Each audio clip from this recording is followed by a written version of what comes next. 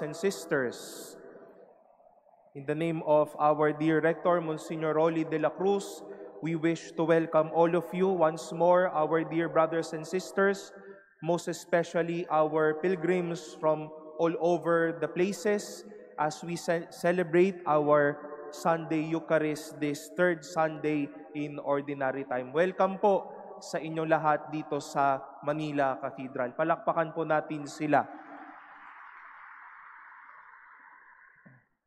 This third Sunday of Ordinary Time, we joined the Universal Church in celebrating the National Bible Sunday, and Pope Francis declared the last Sunday of January to be the Sunday of the Word of God.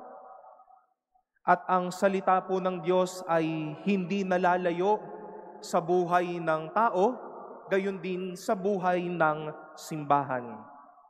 Wherever we are, God's Word is very present. In social media, it is there. In publications, it is there. In advertisements, God's Word is there. Sana po, sa inyong mga bahay, naroroon ang salita ng Diyos sa mga Biblia na itinatago at sana binabasa ninyo. In the communities where we belong, God's Word is very much alive. Maybe just a verse, some words from the Holy Scriptures, be it short or long, it is a word and would continue to inspire us and bless us every day. But my dear brothers and sisters, knowing that the Word of God is readily available everywhere, one beautiful grace it gives us is that sense of fulfillment. Siguro po natatanong ninyo araw-araw, paano tayo lalaban sa buhay? Bigla tayong may mababasa, do not be afraid, for I am with you. Or in some ways, we will be fulfilled by the Word of God. Or maybe with God's promises, if we can make or do our dreams, if things will be possible for us, and encounter the words, for God, nothing is impossible. God's Word is there to fulfill us.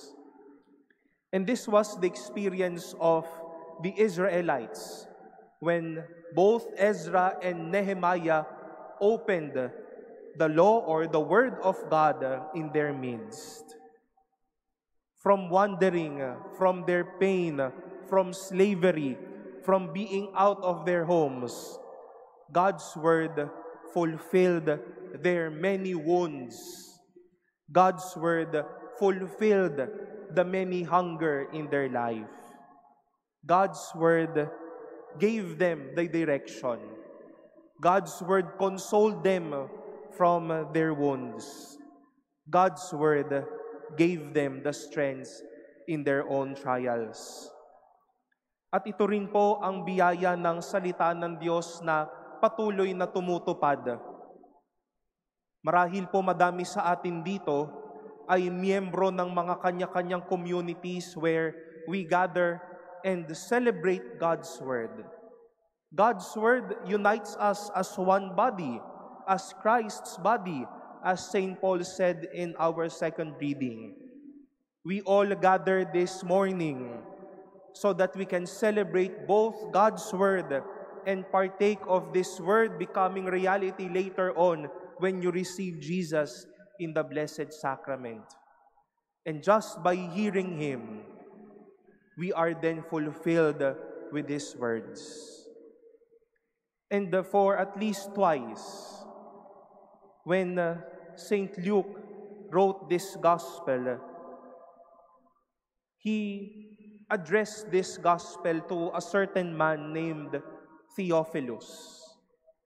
Theophilus means a lover of God.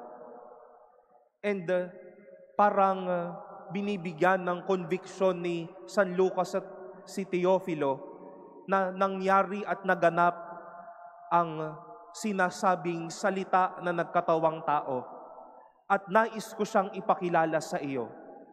I want you to experience that Christ, that God's promise was fulfilled. Naging tao ang Diyos. Pinakilala niya ang Diyos.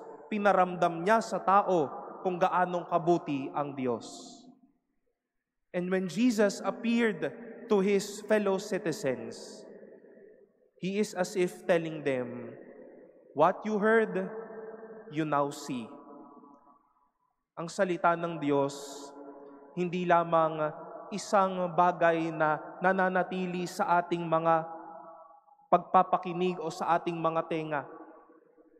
God's Word wishes that things be fulfilled. That God's promises may soon or hopefully be a reality that we now embrace. As we experience fulfillment in life, a lot of us would celebrate our Sunday Eucharist because come Monday, Tuesday, or the rest of the week, we can no longer pray because of the busy days, of the many concerns, of studies, of work, of relationship, and all.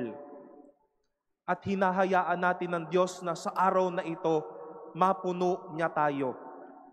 Maging totoo yung kanyang salita. Magkaroon tayo ng baon, mapuno tayo sa araw na ito para may lakas tayong harapin ang mga bukas ng ating buhay. When we experience God's Word on the one hand, sabi ko nga po kanina, this is not only an entity of the ears. God's Word wishes things to be fulfilled. Sabi nga po natin, at marami tayong karanasan dito, sa social media, God's Word is readily available. May pinagdadaanan na nabasa mo, I can do all things through Christ who strengthens me. Pagod tayo, meron tayong malubhang kasakitan o pinagdadaanan. And that simple line from God's Word wishes you strength and wishes you to see, to live life with much strength. Ang salita po ng Diyos, patuloy na tumutupad, gumaganap, at pumupuno. Sana po dalangin din namin na kada linggo na binubuksan natin ang salita ng Diyos, araw-araw na nagsisimba tayo, karanasan din po ito ng pagpupuno ng ating mga kaluluwa. That sense of fulfillment, that as we go on with life, what we bring with us, yes, are our dreams, yes, are our capacities, but all the more, God's Word who does not disappoint. We celebrate the Sunday of the Word of God within this Jubilee year. And we draw this year's Jubilee theme from the Word of God. Hope does not disappoint. God's Word does not disappoint. If it promises you His mercy, then mercy will be yours. If God's Word promises you a graceful and a blessed life, then in God's time, it will be yours.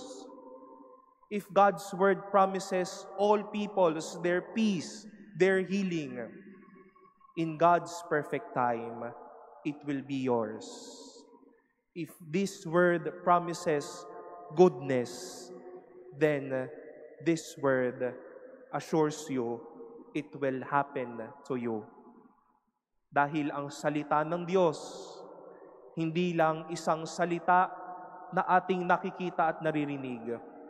Gusto nito, mapuno tayo, maging ganap ang mga salita ng Diyos at maging puspos ang buhay natin ng pagpapala ng Diyos.